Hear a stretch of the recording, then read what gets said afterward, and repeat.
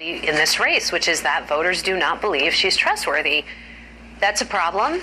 It's a problem that may not matter because Trump's vulnerabilities and Trump's negatives are so much higher at this point that she may be okay with being untrusted. But I do think even if she wins the presidency, it's a problem that could trail her into the White House. How do you pass an agenda? How do you push a legislative platform if people don't believe you? And Susan, she endorsed Secretary Clinton last September 17, 2015.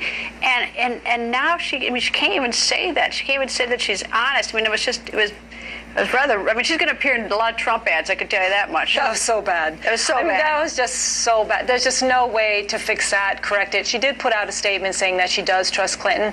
And yes, after the fact, her campaign puts out a statement. I mean, that's after we've seen all this. After the campaign ad was written, as I say. But Lisa's exactly right. The problem, really, Fox News poll that just came out last week sums it all up. Nobody trusts Clinton, but they would rather have her become president versus Trump because they think she is more competent. So when you look at the polls, it's competency and trust that are two big things for voters, but competency is more important, and people see her as more able just based on some of the gaffes that Trump has been putting forward in the past few weeks. So she's still out ahead just because of that. The trusting may not sink her. Also, she can't appear in any Trump ads because Trump doesn't have any ads. Right? He's running nothing on the air, and Hillary Clinton is spending hundreds of millions of dollars in campaigning in battleground states, right? So that really gets at his core problem and why she's able to still be up in all these polls despite her questions about her honesty. What about the close race, though, she has in New Hampshire with incumbent Senator Kelly Ayotte? And, of course, the question is what's going to happen to the Senate, whether it goes Republican or not. Is Kelly Ayotte is going to run those ads? Exactly. And this is the issue about people talk about Trump's potential drag on the ticket. But Clinton, no one ever talks about what impact she may have. This is a 3-point race in New Hampshire. And, yes, it could tip the balance of the Senate, which is really close right now. So, it would make perfect sense for Ayotte to try to use that ad against Clinton, against Clinton for that purpose. But I think overall, in a close race like that, I don't know. I think Trump's the bigger weight. I mean, the question here is whether Trump's negatives outweigh Clinton's negatives. And it's a race for the bottom. It's a race for the bottom. And that will trickle down to these Senate races. And that's why you see Republicans right now starting to figure out how they can separate some of these candidates in these tight, important states like New Hampshire, like Ohio, from Trump. And, of course, in Wisconsin, we have the same situation because you got a former incumbent, Senator Russ Feingold, who's popular, running against an unpopular Senator Ron Johnson. That's right. So, and that may trickle up. Anyway, Lisa, Susan, thank you both. And tomorrow, Donald Trump will begin receiving classified intelligence briefings. And yesterday, Trump laid out his plan to destroy ISIS. He actually operates now almost like a president listening to advisors. Anyone who cannot name our enemy is not fit to lead our country. He acknowledged the threat. It was spot on. I gave it an A. We cannot let this evil continue. The Democrats don't want to discuss the substance of, for example, the Trump speech yesterday because they're afraid of where the American people really are on these key issues. We will defeat radical Islamic terrorism, just as we have defeated every threat we've faced at every age and before. It's magnificent. What more can they want? Donald Trump is very clear we're going to focus on fighting radical jihadism and defeating it. And your thoughts about Donald Trump's strategy to destroy ISIS? I think you just summed it up with that sign. I gave it an A. Look, he has a 3-point plan after he laid out the bill of particulars, and you as an attorney understand those words, about the current regime in Washington.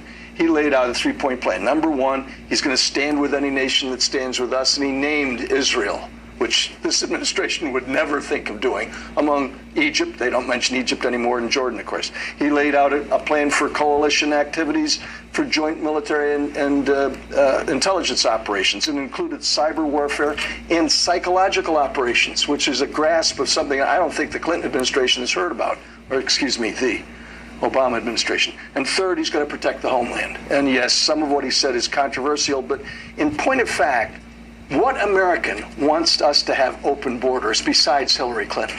What American wants us to bring in refugees that aren't vetted besides Hillary Clinton? If national security is so important to Americans, and it is, and he just laid out this plan, and I realized it was just yesterday, why are his numbers slipping so much vis-a-vis Secretary Clinton's? Well, first, I don't think that first of all, the current polls were taken a week ago, right? Right. No, I admit that. He's already laid out an economic plan, which got rave reviews from most of us. Number two, he's now laid out a national security plan. Tonight, he's going to lay out a law and order plan. Now, he needs a broader strategic plan for national security, which is going to have to address the issue of what the Russians are doing in the Middle East.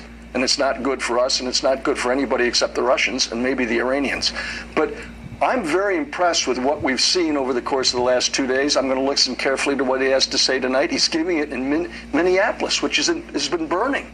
And so, Milwaukee, excuse me. I think that what we're going to see is a coherent approach to the presidency of the United States, which we need desperately. We've not had one for 7.5 years. What about that international conference that he wants to call? What could be wrong with that? Just asking what you think of it. I'm not saying it's wrong. I just want to know what you thought about it. He wants a commission to look at how you can improve the vetting process, and he wants an international conference to get everybody aboard on the same sheet of music to fight not just ISIS, but he wants to fight radical Islamic jihadism. I think that's an approach we've not seen yet. Mrs. Clinton, I went back and looked. One of your producers said, compare his to hers. And I went back and looked at some of the things that she's been talking about. She's been talking about closing Iraq's sectarian divide. We're now talking Shia versus Sunni, and the fact is she led the charge into the embrace with the Ayatollahs in Tehran. It was under her watch that all this began. Kerry may have closed the deal on the nuke deal, as they call it in Vienna, but she was the one who started this thing. I'm waiting for the reporter, or maybe the moderator of a debate, who says to her, Mrs. Clinton, do you really think that this plan is going to stop them from having nuclear weapons? Or better yet, Mrs. Clinton, do you still think it was a good idea to overthrow Muammar Gaddafi? Because we have the biggest refugee crisis that we've ever seen since World War II happening right now, thanks to the policies of this administration and the genocide that's going along with it. Colonel North, nice to see you. Thank you, sir. Other than that, I don't feel strongly. I can tell. Thank you, sir. And the next part of our series, The Decider.